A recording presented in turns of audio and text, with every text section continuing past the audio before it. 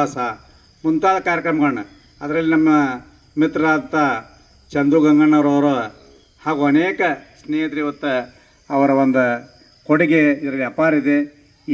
ಈ ಒಂದು ಕಾರ್ಯವನ್ನು ಮುಂದೆ ನಡೆಸ್ಕೊಂಡು ಹೋಗೋಣ. ಯಾರು ಇಂಟ್ರೆಸ್ಟ್ ಐತಿ ಯಾರಿಗೆ ಒತ್ತಾಯ ಮಾಡಿ ಉಪಯೋಗ ಇಲ್ಲ. ನಾವೊಂದು ಹುಕ್ಕೇರಿಲಿ ಎಲ್ಲ ಗುರುಗಳು ಸೇರಿಕೊಂಡು ಒಂದು ಉತ್ತಮ ಪರಿಸರವನ್ನು ತಯಾರು ಮಾಡಬೇಕು. ಹುಕ್ಕೇರಿಲಿ ರೋಗಮುಕ್ತ ಒಂದು ಜೀವನ ನಡೆಸುವಂಥ ಒಂದು ಯೋಗವನ್ನು ಕ್ಲಾಸ್ ನಡೆಸ್ತಾ ಇದ್ದಾರೆ. ಅದು ಯಶಸ್ವಿಯಾಗಿ ನಡೀಲಿ, ತಮ್ಮೆಲ್ಲರ ಸಹಕಾರ ಇರಲಿ.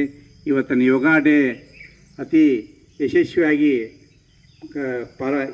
ನಡೀಲಿಕ್ಕೆ ತಾವೆಲ್ಲರ ಕಾರಣ. ಮುಂದಿನ ದಿನಗಳಲ್ಲಿ ಇನ್ನೂ ಹೆಚ್ಚು ಜನರಿಗೆ ತಿಳಿಸೋಣ ಅಂತ ಹೇಳ್ತಾ ನನ್ನ ಎರಡು ಮಾತುಗಳಿಗೆ ವಿದಾಯ ಕೊಡ್ತೀನಿ. ಈಗ ಸಾಕಷ್ಟು ಶ್ರದ್ಧೆಯ ಆಚಾರ್ಯ ಬಾಲಕೃಷ್ಣ ಮಹಾರಾಜರಿಗೆ, ತಂದೆ ತಾಯಿಗೆ ಸಾಷ್ಟಾಂಗ ಪ್ರಣಾಮವನ್ನು ಹೇಳುತ್ತಾ 12ನೆಯ ಅಂತಾರಾಷ್ಟ್ರೀಯ ಯೋಗ ದಿನಾಚರಣೆಗೆ ಶುಭಾಶಯನ್ನು ಕೋರುತ್ತಾ ಕೈಗಳನ್ನು ಘರ್ಷಣೆ ಮಾಡ್ಕೊಂಡು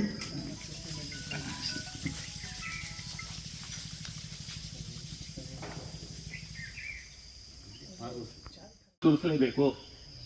ಇದು ಇವತ್ತಿನ ದಿನದಲ್ಲಿ ನಮ್ಮ ಯುವ ಜನರಲ್ಲಿ ಭಾಳ ಕಮ್ಮಿ ಆಗ್ತದೆ, ಅತ್ಯಂತ ಕಡಿಮೆ ಆಗ್ತದೆ. ಈಗ ನೋಡಿರಿ, ಇಲ್ಲೇ ಒಂದು ಸುಮಾರು 100 ಜನ ಬಂದಿದ್ದಾರೆ, ಒಂದು 70-80 ಜನ ಇದ್ದಾರೆ. ಅದರಾಗ ಯುವಕರ ಸಂಖ್ಯೆ ಭಾಳ ಕಮ್ಮಿ ಅದ.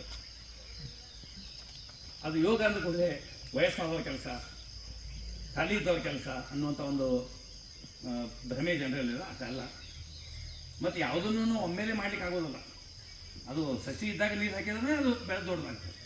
ನಾವು ಒಮ್ಮೆಲೆ 60-70 ವರ್ಷ ನಂತರ ಯೋಗಾಸನ ಮಾಡ್ತೇವೆ ಅಂತಂದ್ರೆ ಕಷ್ಟ, ಮೈ ಮಣಿಯೋದಿಲ್ಲ.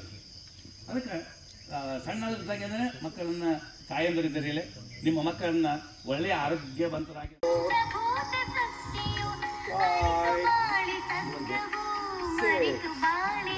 Viewers, 1